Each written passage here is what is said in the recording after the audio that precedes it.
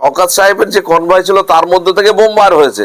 চালনা করে সরকার, অর্থাৎ সরকারের সদিচ্ছা যদি না থাকে তাহলে কোনোদিনই ল অ্যান্ড অর্ডার কন্ট্রোল হবে না। এনারা 9টা করে যদি 9টা কেন যদি 15টাও করে তা সেখানেও মানে আপনার সমস্যার সমাধান হবে না। সদিচ্ছার অভাব যদি থাকে, প্রকৃত আইনের শাসন যদি বজায় করার, সংবিধানের আইন যদি বাস্তবায়িত করার ইচ্ছা না থাকে তাহলে কোনোদিনই হবে না। একের পর এক ঘটনা ঘটে যাচ্ছে, ইচ্ছাকৃতভাবে প্ররোচনা দিয়ে এলাকায় অশান্তি তৈরি করার চেষ্টা করছে, কোনো রকম স্টেপ নিচ্ছে না। এই গতকালকে আমাদের রাজাপুর গ্রামে, আজকে ভাইজান সেখানে জনসংযোগে আসার কথা, আমাদের নেতৃত্বরা সেখানে গিয়েছে, তাদের কিভাবে গাড়িগুলো ভেঙেছে দেখলে আপনি অবাক হয়ে যাবেন। মানে 6 থেকে 7খানা বাইক একদম ভেঙে চুরে একদম লন্ডভন্ড করে দিয়েছে। মানে কি চাইছে? এই গুন্ডা বাহিনীর বিরুদ্ধে এখনো পর্যন্ত প্রশাসন কোনো ব্যবস্থা নেয়নি।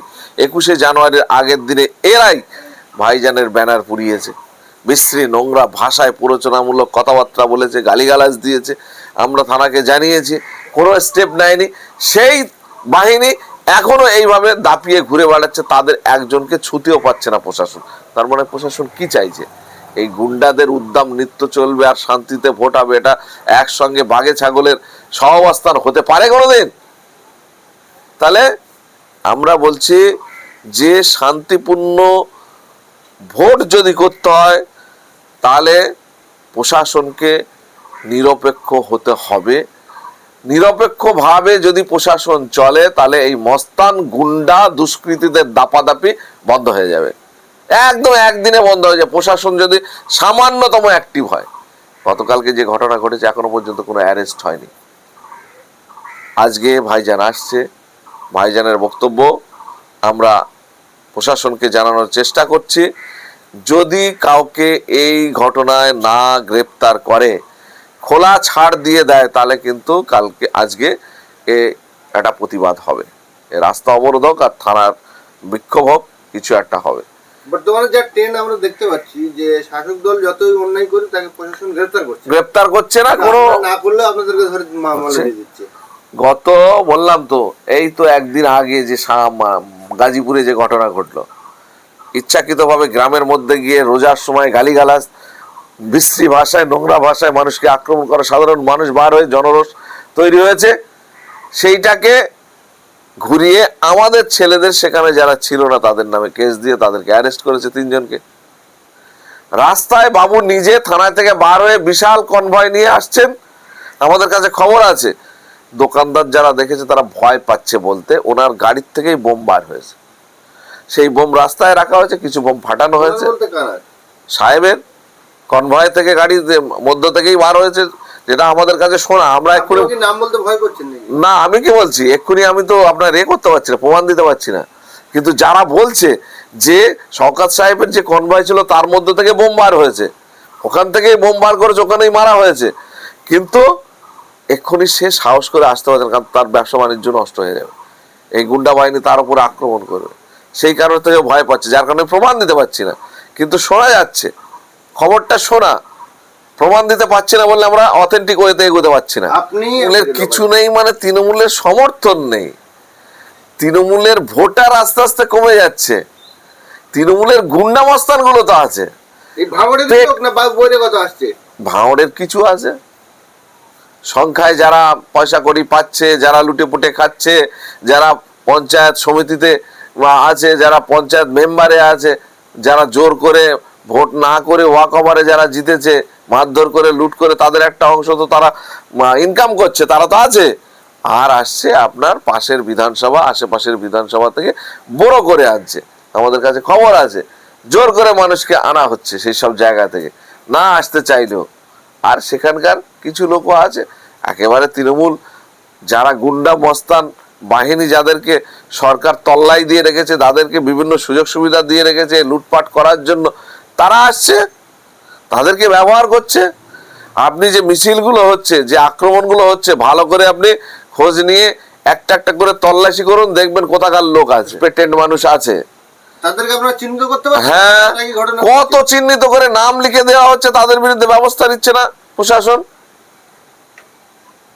কত এফআইআর এর কপি দেখবেন, যাদের বিরুদ্ধে আমরা কমপ্লেনের কপি দেখবেন, কত নাম দেওয়া আছে।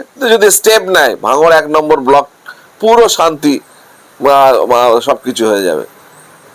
শান্তিতে ভোট বলেন, শান্তির পরিবেশ বলেন, সবকিছু রেস্টোর হয়ে যাবে যদি 10টা ক্রিমিনালের বিরুদ্ধে স্টেপ নেয়। প্রশাসন নিতে পারছে না, সরকারের চাপ আছে ওপর থেকে, এরা দাপাদাপি করছে, সব জায়গায় মারপিট করছে, ব্যানার ছিঁড়ছে, গাড়ি ভাঙছে, বাড়ি ভাঙছে, তাদের উপরে কোনো স্টেপ নেই। ওনার সঙ্গে তো জনগণ নেই, কতদিন বড় করা লোক নিয়ে ঘুরবে, যার কারণে আতঙ্কিত হচ্ছে, যার কারণে নিজের বোম নিজে ফাটিয়ে মানে সরকারের কাছে দৃষ্টি আকর্ষণ করার চেষ্টা করছে করেই যা জেড ক্যাটাগরি আছে, জেড ক্যাটাগরির ওপরে আর কি চাই, আরো পুলিশ ব্যারিকেড বাড়িয়ে দিচ্ছে যে জনগণ যখন আমার সঙ্গে নেই, পুলিশের ব্যারিকেডটা অন্তত থাক। একের পর এক শওকত মোল্লা যারা সাথে থাকতো বা থাকবে না, অন্যায়ের সঙ্গে মানুষ মুখ খুলছে। সরকার মানে অন্যায়কারীদের সঙ্গে সাধারণ মানুষ বা যাদের ন্যূনতম বিবেক বিবেচনা আছে তারা দীর্ঘদিন থাকতে পারে না। আপনি কতক্ষণ ওই অন্যায় সাপোর্ট করে যাবেন? আপনার তো একটা বিবেক বিবেচনা চেতনা বলে জিনিস আছে, সেটা তো প্রতিনিয়ত আপনাকে দংশন করছে। আপনি অন্যায় কাজের সঙ্গে সমর্থন করে অন্যায় কাজের সাথ দিয়ে আপনি বাড়ি যাচ্ছেন, ঘুমানোর সময়, শোয়ার সময় আপনি তো চিন্তা করছেন যে এই কাজটা করে আসলাম, এটা তো অন্যায়। আপনি সরকার, সেই বামপন্থী সরকারের প্রশাসন আর বর্তমান সরকারের প্রশাসনের কি পার্থক্য দেখছেন আপনি? পার্থক্য মানে কোনো কম্পেয়ার করা যাবে না, কেমন? আসমান জমিন তফাৎ। এইভাবে সরকারি মদতে লুট সরাসরি আমরা কোনো সময় দেখিনি। যেটা এদের সেকেন্ড ইন কমান্ড যেদিন বলে দিয়েছে যে ভাঙড় আমার চাই, সেই দিন থেকে অমানবিক আরো বেশি অত্যাচার শুরু হয়েছে। অত্যাচার একটা লিমিট থাকে।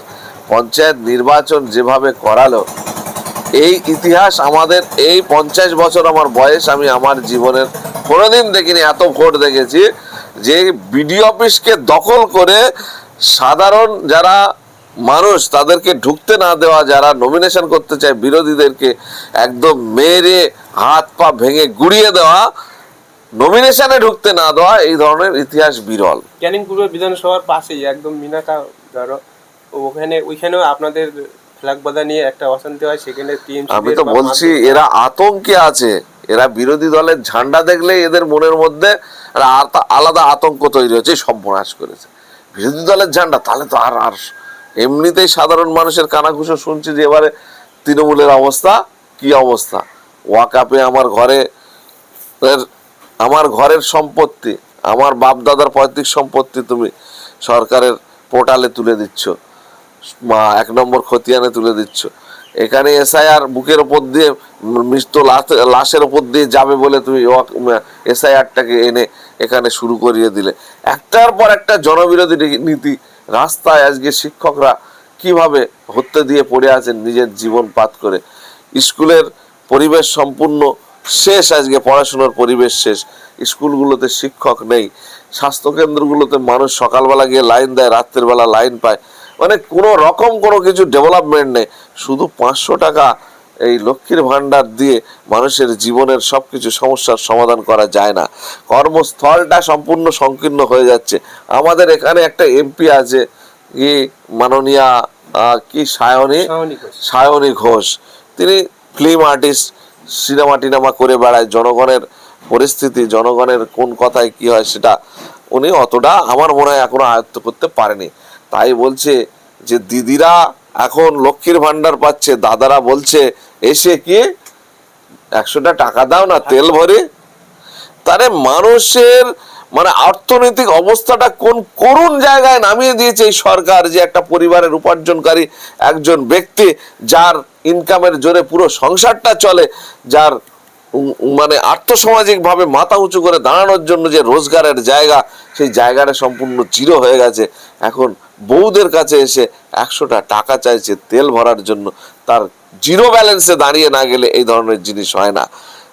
তাহলে সেই রকম একটা জায়গায় এসে হাত পেতে মানুষ আজকে নিজের জীবন চালাচ্ছে, সেই জায়গায় এনে এই সরকার দাঁড়িয়ে দিচ্ছে।